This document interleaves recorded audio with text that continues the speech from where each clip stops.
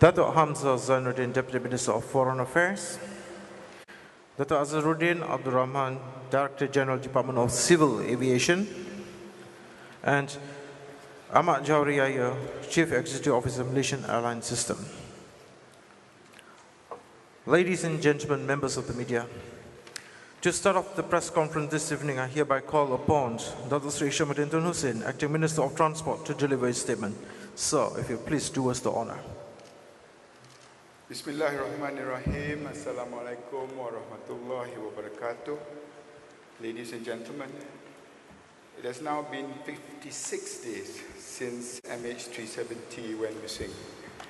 The fact that MH370 is still not found after more than 7 weeks of searching on land, air, and sea indeed highlights the complexity of this entire mission. Nevertheless, we are resolute in our commitment to find MH370 and will continue to intensify our search efforts. On that note, as promised by the Prime Minister last week, we have released the preliminary report that was sent to ICAO along with additional information. This is consistent with our stand that in the interest of openness and transparency, all information which does not jeopardize the investigation or the search operation should and will be made public. It must be stressed that the report made public yesterday is a preliminary report. Nevertheless, as I repeatedly stressed since the beginning, we really have nothing to hide. Meeting with Angus Houston and Jean-Paul Trudeau this morning.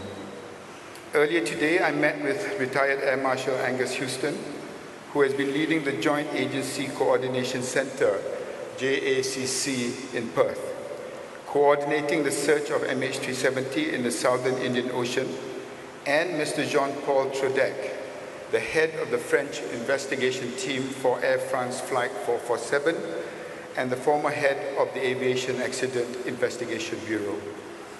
The presence of these two individuals in Kuala Lumpur is to discuss the new phase we are entering into the search operation.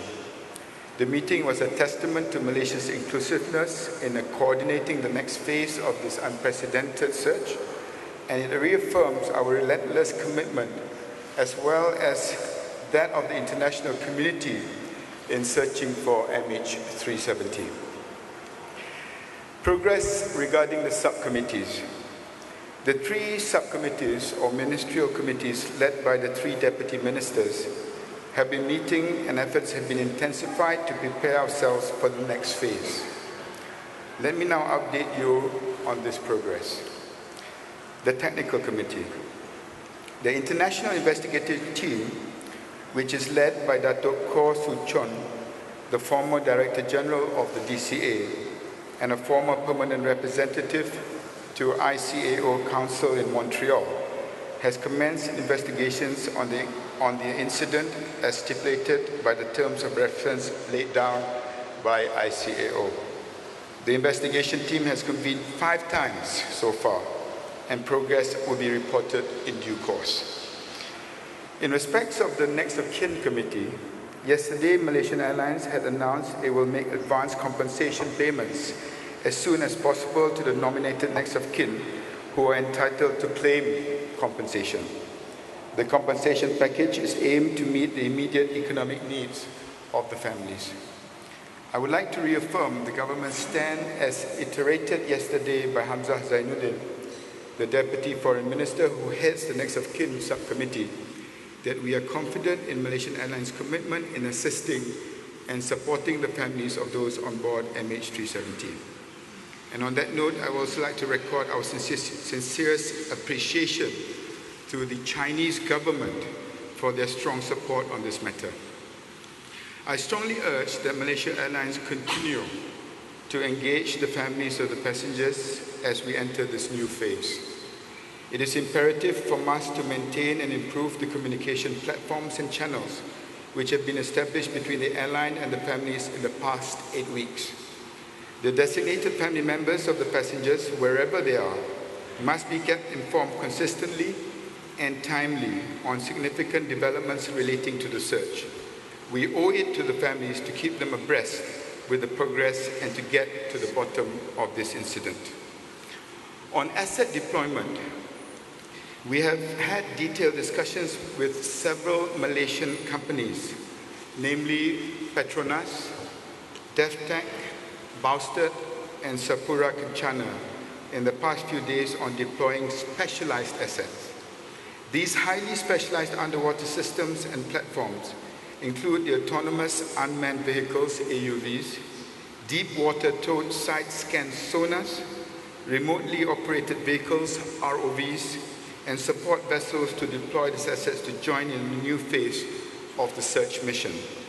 It is important for all the Malaysian entities involved in this effort to be on the same page, working as one team, flying the Malaysian flag to find MH370. My trip to Canberra.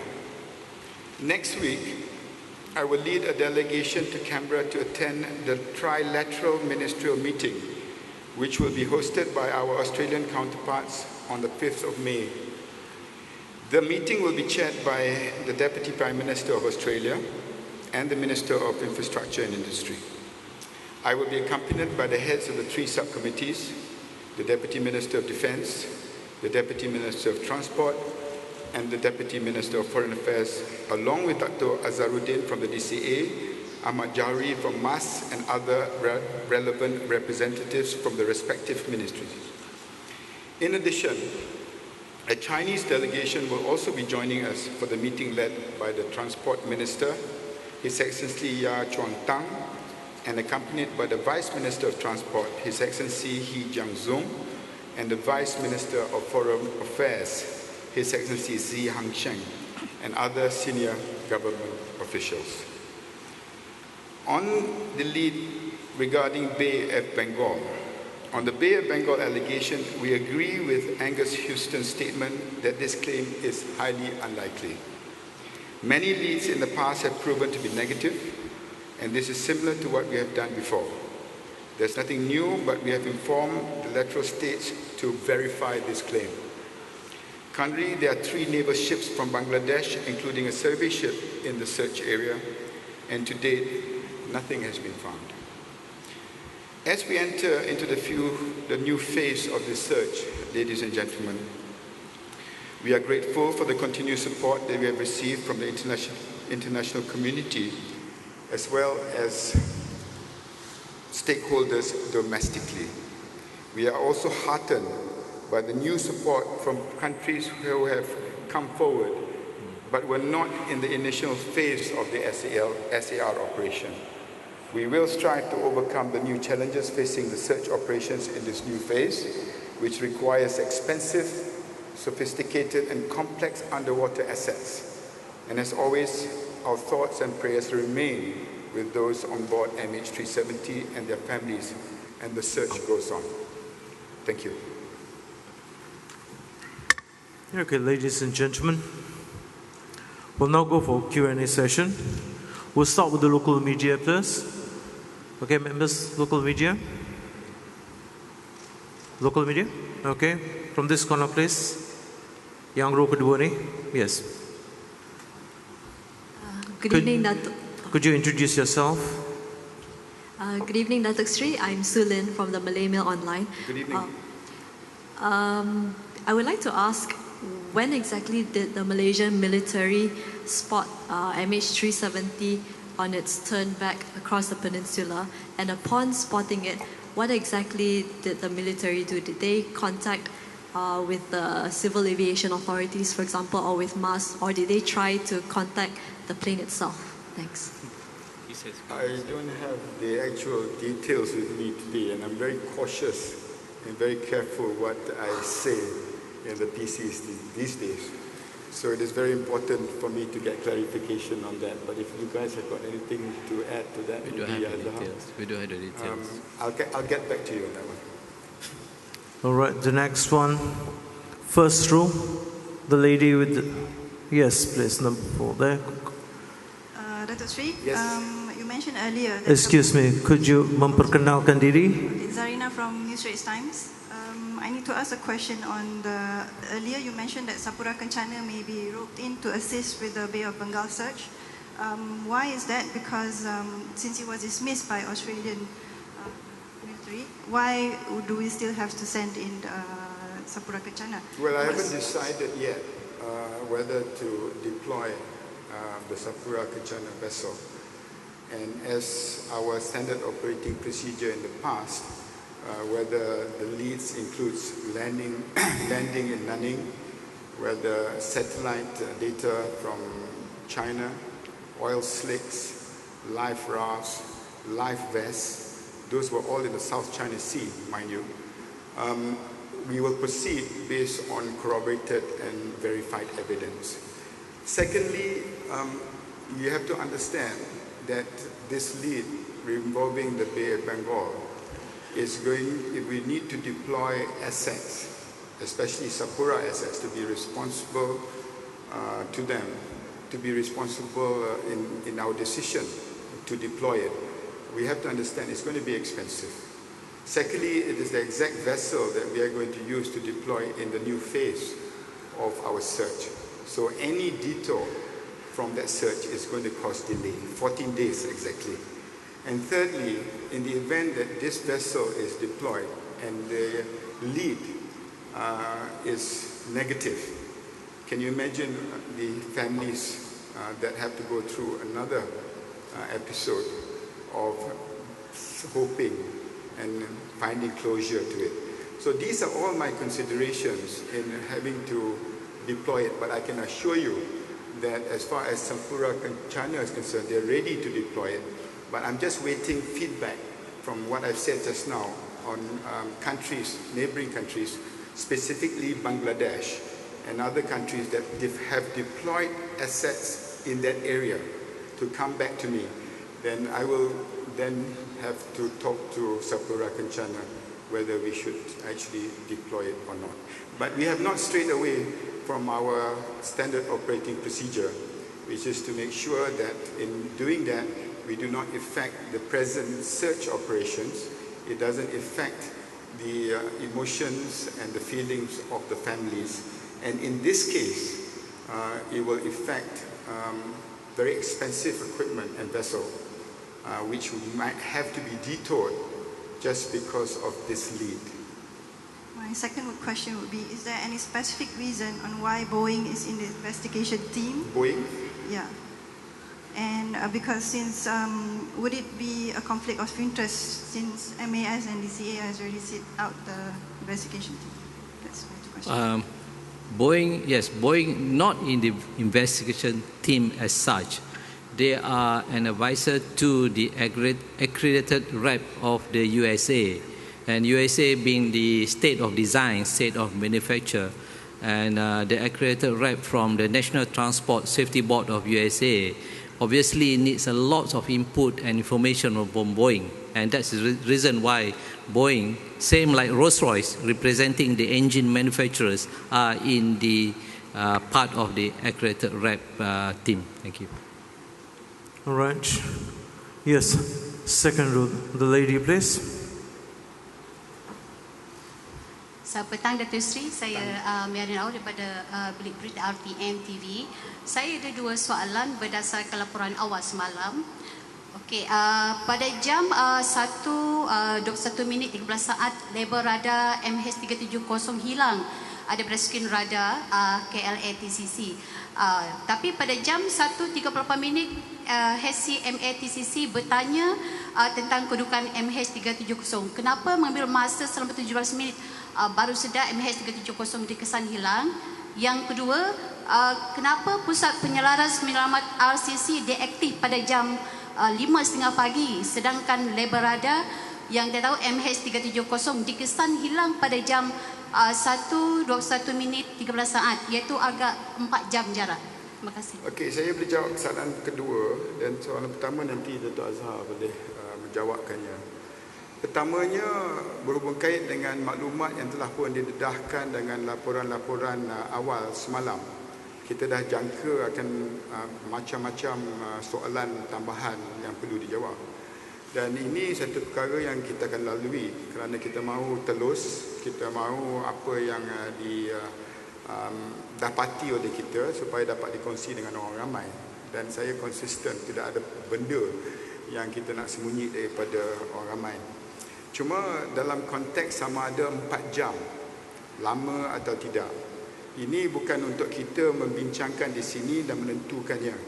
Kerana saya dimaklumkan dalam penerbangan Air France 6 jam atau 7 jam selepas tindakan diambil. Jadi benchmarking, penanda aras untuk tindakan berbeza banyak bergantung kepada keadaan semasa. Dan kalau kita nak bincang di pihak media, semua ada pandangan masing-masing. Sebab itu saya syorkan kepada orang ramai dengan kita mewujudkan satu badan bebas yang dianggotai oleh pakar-pakar di dunia untuk menentukan tindakan kita ini. Biarlah badan bebas ini mengkaji dan meneliti, kerana 2 insiden yang MH370 dengan Air France sahaja, kita tengok tindakan dalam Air France tu masanya jauh lebih lama daripada tindakan kita. Jadi kita tak boleh menyatakan sama ada tindakan kita ni lambat ke lewat ke. Ini banyak bergantung kepada siasatan susulan yang akan dibuat. Yang penting ialah kita wujudkan struktur. Kita wujudkan panel bebas untuk menyiasat, dan ahli anggotanya merupakan pakar-pakar daripada dunia. Dan saya seperti yang Amat Berhormat Perdana Menteri sebut, ada benda yang Malaysia telah lakukan dengan baik, ada benda yang mungkin kita boleh lakukan dengan lebih baik. Dan kalau itu merupakan sesuatu yang dapatnya daripada panel bebas ini, saya rasa kita tak teragak-agak untuk mengambil tindakan yang sewajarnya. Terima kasih Yang Berhormat. Pada 1.19 pagi, Kuala Lumpur Air Traffic Control Center telah mengarahkan pilot MH370 untuk menukar frekuensi kepada frekuensi radio Ho Chi Minh City Air Traffic Control Center. Dan selepas melalui IGARI, waypoint IGARI, maka dengan rasminya penyerahan pesawat tersebut terserah kepada kawalan Air Traffic Control Center Ho Chi Minh City. Dan sekiranya Ho Chi Minh City tidak dihubungi oleh pesawat tersebut, dalam protokolnya adalah 5 minit. Dan mengapa mereka mengambil 17 minit, itu biarlah siasatan badan bebas yang yang dinyatakan oleh Yang Berhormat Menteri tadi menjalani persiasatan mereka. Mengapakah 17 minit diambil oleh Ho Chi Minh City Control Center. Dan perkara yang sebegini yang juga yang dinyatakan oleh Yang Berhormat tadi juga amatlah ingin diketahui bukan saja Malaysia tapi juga oleh industri penerbangan awam. Mengapakah keadaan ini berlaku dan apakah yang berlaku dan apa yang patut dilakukan untuk keadaan sebegini tidak terjadi pada masa-masa yang akan datang. Okay. The next question from the local side. Okay, yang first row, Vijita. Assalamualaikum Datuk Seri, saya Luqman, wartawan Berita Harian. Satu soalan kepada Tuan Ahmad Johari berkenaan dengan flight manifest. Difahamkan sebelum ni ada 38 rakyat Malaysia yang dalam penerbangan MH370. Bagaimanapun, selepas laporan awal itu dikeluarkan, hanya ada 34 nama yang disebut. Ada 4 lagi nama yang masih hilang. Kalau saya boleh sebutkan di sini, nama seperti Anne Catherine Daisy, Ji Jing Hang, Tan Xiao Peng dan Tek Teh Hin. Lebih buruk lagi, salah satu daripada nama itu dikategorikan sebagai warga Cina, sedangkan ia ialah Malaysian. Soalan kedua untuk Datuk Seri Hishammuddin, ada pihak yang mempertikaikan laporan awal yang dikeluarkan ini lebih pendek atau ringkas kerana ia hanya 5 muka surat berbanding dengan 239 nyawa pada pesawat MH370 kalau nak dibandingkan dengan Air France 447 yang sepanjang 128 muka surat. Mungkin Datuk Seri ada sedikit komen berkenaan dengan itu. Dan soalan terakhir berhubung dengan cadangan daripada John Paul Trodek juga. Adakah Malaysia Airlines akan mengambil inisiatif untuk memanjangkan jangka hayat bateri daripada 30 hari kepada 90 hari tanpa perlu menunggu arahan lanjut daripada ICAO? Sekian, terima kasih. Yang soalan pertama mengenai manifesto, ini satu perkara yang saya akan kaji. Saya pun boleh katakan tak berapa tepat melalui information yang tadi beritahu tadi. Yang saya tahu kita ada 38 on board. So saya akan rujuk balik perkara ni.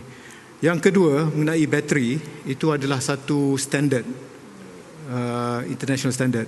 So kami sekarang ni sedang berusaha untuk mengkokohkan cara-cara kita track pesawat. Itu yang paling mustahak sekali. Mengenai soalan laporan awal kita begitu tipis kalau nak bandingkan dengan Air France dan juga Silk Air daripada Singapura.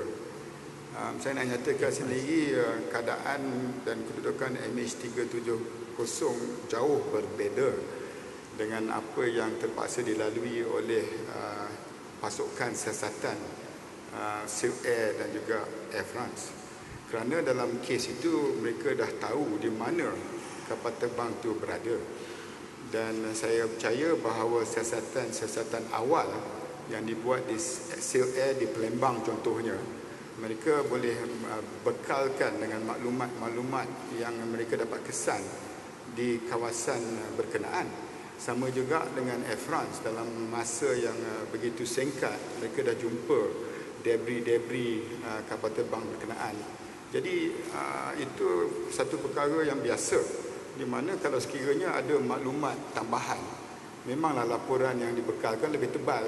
Dan dalam kes kita ni saya dah nyatakan luar biasa, di mana sampai hari ini kita tak dapat kesan di mana kapal terbang tidak kesan debris, tetapi tidak bermakna bahawa kita tidak mengikuti semua lead yang dipanjangkan kepada kita. Dan ini saya nak ingatkan kepada orang ramai bahawa lead berhubung kait dengan kesan minyak di lautan China.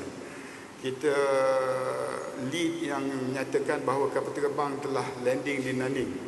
Lead bahawa ada fireball dekat tengah-tengah oil rig lautan China pada ketika itu. Itu semua kita ikuti dan kita siasat. Dan mendapatkan bahawa apa yang dikatakan sebagai sesuatu yang menasabah didapati negatif. Takkan itu kita nak masukkan dalam laporan awal kita kepada ICAO. Beza dengan laporan-laporan awal daripada dua kemalangan yang disebutkan tadi.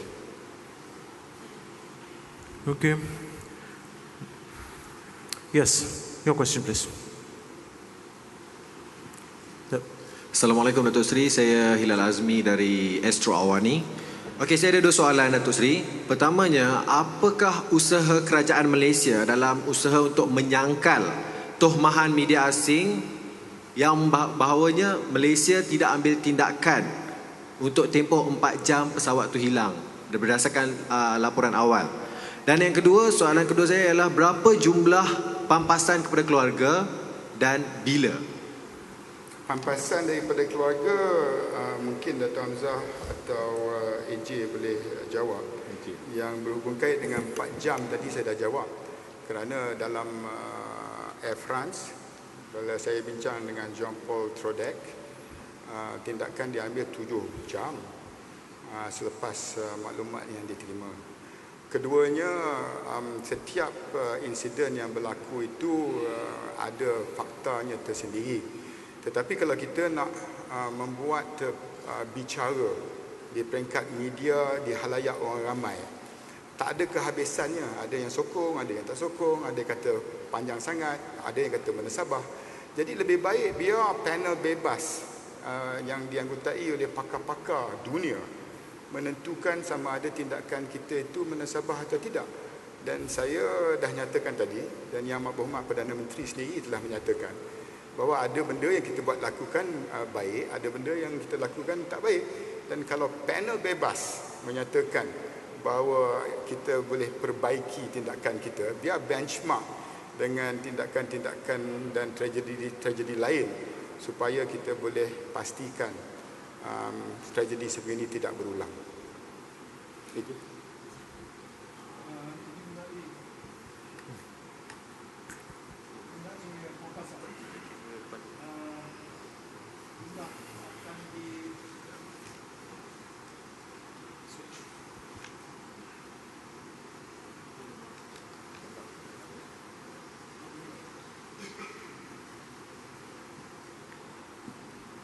Mengenai pampasan, jumlah tu akan kami beritahu kepada ahli keluarga dulu, ya, bukan kepada media, dan akan dibayar secepat mungkin. All right, we'll now go to the foreign media. Yes, please, the gentleman in the center here, first row. Please, sir, could you introduce yourself? Yeah. Hi, Minister. I'm from China Central TV. Yes, in the past around half months, we noticed in the search in Australia, we use a lot of times about the bluefin 21st. But you know, there's a depth limit about that. It's around 3,500. But you know, in the future, maybe the ocean will be much deeper. So we want to know, what you will use some new technology or some new devices deployed for the searching? Thank you. Thank you. In fact, for our listeners and viewers in China, the delegation that is going with us to Canberra next week is big. I mentioned in my earlier statement that it's going to be led by a minister and 2 deputy ministers. Experts will also be on board. And the agenda that has been set on Monday is not only on the issue of the status of the search, plan for the refocus and the intensified subsurface search, which you have requested and questioned me, sir. Australian reception plans for the families that will involve the NOKs, Malaysia and China's support for the search. I think it is very important now because in the past, the issue of finance, issue of costs never occurred, but to be fair to the Australians, I think it is now time for at least China and Malaysia to sit down and to discuss the way forward, which involves very sophisticated equipment. And then ongoing tripartite relation communications between the 3 countries. And finally, the public communication, like what we are doing today. The challenges that we facing the media, will now have to be multiplied by 3, because as we move into the new phase, we are talking about much more sophisticated equipment. I can share with the media that apart from military assets, which I have spoken, and our Prime Minister had an opportunity to mention to President Obama, there are more equipment that is assets available that I will be discussing with the US Navy. There are other research institutes in China, in Japan, in Germany that we are exploring in the next phase.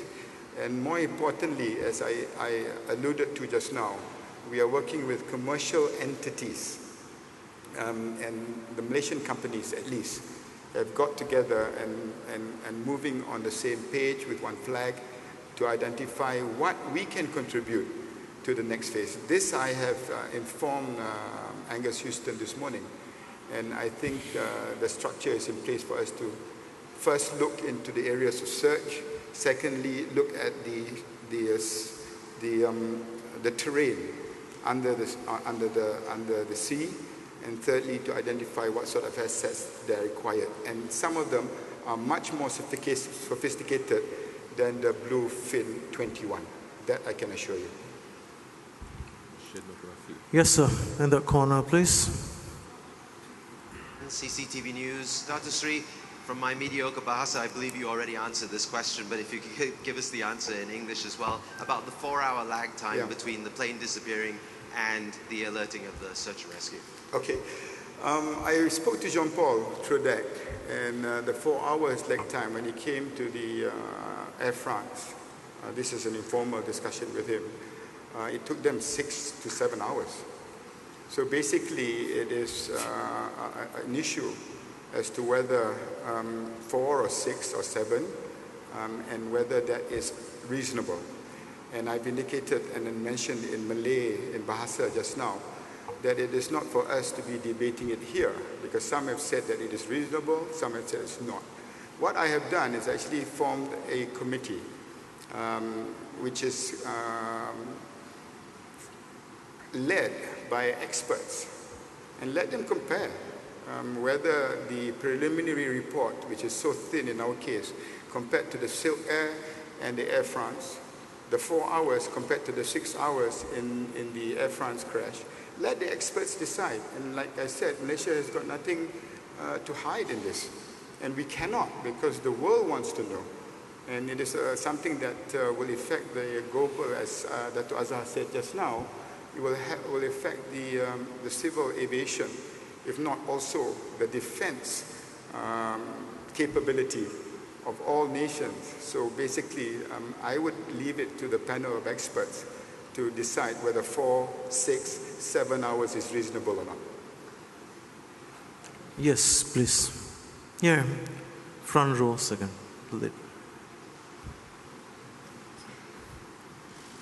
Hi, Mitra Mobashart from CNN. Hi. My question has to deal with the timeline that was put out by the ICAO report. At 1:21, when the plane disappeared off the radar, it wasn't until 1:38, 17 minutes later, that Ho Chi Minh Air Traffic Control notified KL Air Traffic Control that the plane dropped off the radar.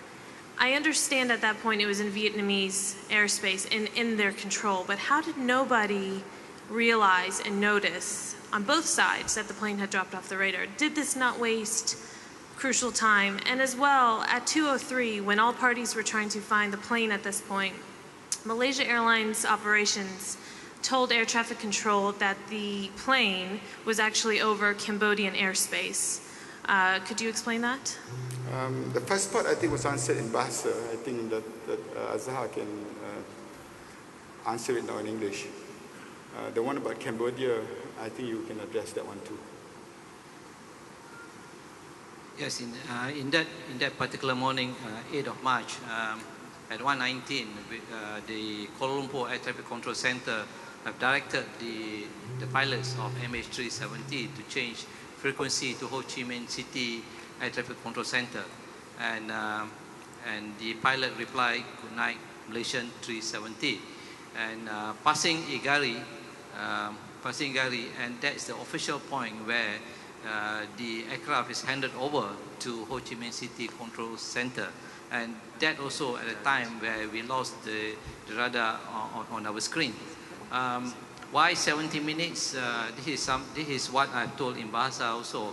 That's up to the investigation team to study, to investigate, maybe from the Vietnamese, why it takes 17 minutes. And this is a point where the world, the civil aviation needs to know at the point of handover, at the point of transfer from one flight information region to another flight information region, the protocols are being met or not, or there should be any improvement on the protocols. This is something I'm sure the investigation team will look deep and very hard at it, and would come up with their results and analysis and also recommendation. Thank you. The Cambodian one? Not aware.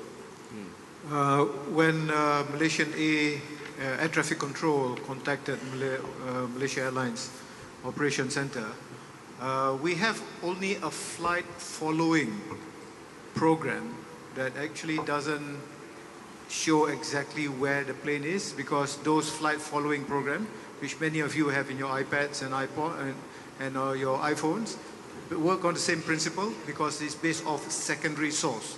So when they called, we just refer to a flight following program. So that's really for info. It's not something that we use for determining exactly where the plane is. Right. Next question, please. Yes. No, here, in front. Thank you. Good afternoon, sir. Just a question for... excuse me, could you... Eileen from Associated Press.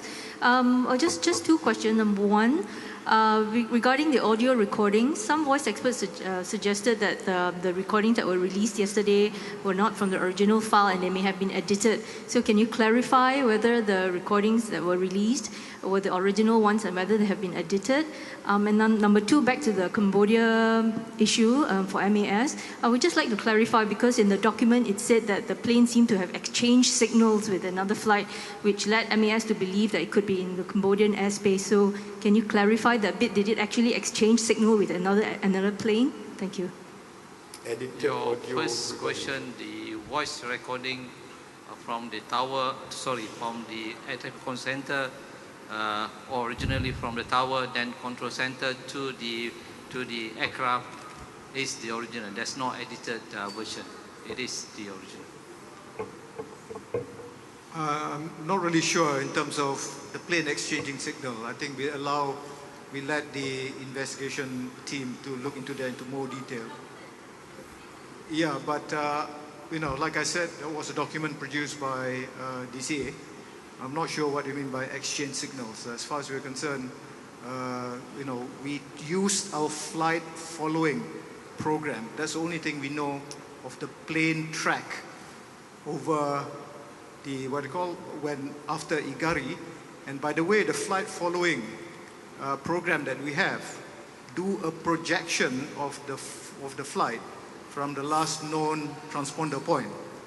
All right, and after that it does a projection. So it's actually a flight projection program. So it's not exactly a primary identification of the aircraft. I just want to add that all that will be investigated, and I'm sure there will be recommendation whether and the result of it will be done by the investigation team. All right, we'll go to the last question from media. Yes, last. Hi, Dr. Sri Angie from Reuters. Hi. Two questions for you. So I just wonder, looking at the possibility flight path yesterday, has Indonesians said that they had detected the flight had fly over their airspace, and has they shared any information? If they did, would they actually help the search operation to shift to the southward earlier? And secondly, today in Beijing, it reports that family members are saying that they're being asked to check out from the hotel today by Malaysia Airlines, and supposedly the center is closing down by May 7. Can Malaysia Airlines please explain? Thank you. Thank you. On Indonesia, I can confirm that from the start, they have indicated to me no. There have been no sightings that we've been consistent on that score. But on the checking out of the family members, maybe Dr. Hamzah might want to have his last say for this particular PC. Sorry, Dr. Sri, for the Indonesian side, did Malaysia actually ask from them? And the answer is no. Well, for your last question, I would like to mention it here. We have been waiting to come out with a statement. And all of us, be it the family members or the whole world, is actually looking for the answer. And MAS has been keeping and has been supporting the family members in Beijing for the last 55 days. And that's the reason I think it is about time for us to actually accept the reality that the family members should go back and wait for the answer in their hometowns. And I think when MAS produced the announcement yesterday, and it was mentioned, it is not immediately, but it is from the 1st to the 7th. By the 7th, the operation center in Beijing will be closed. And I think whatever information that you get or you got before this, please to be realistic about this. We have about 500 family members altogether. I don't think we can ask them to go back within a few hours from yesterday. Thank you. It's just that I would like to also confirm this is something that Angus Houston is very proud of. Their preparations to receive the families in Australia is already in place. And the agenda that we have set for Monday the 5th to discuss the preparations in the event that it triggers off the necessity or an opportunity for the families to travel to Australia We will announce it the time comes. So actually, we are at a stage where all the structures are in place. We are at a stage where we're moving to the new phase. We are at a stage in a very complex and complicated stage. But I am heartened by the fact that there's so many people still coming on board. And I believe those who cannot even give assets, there'll be other channels and ways in which they can come on board this very unprecedented search for MH370. Thank you. On that note, thank you very much. Thank you, ladies and gentlemen. That concludes the session for today. Till we meet again.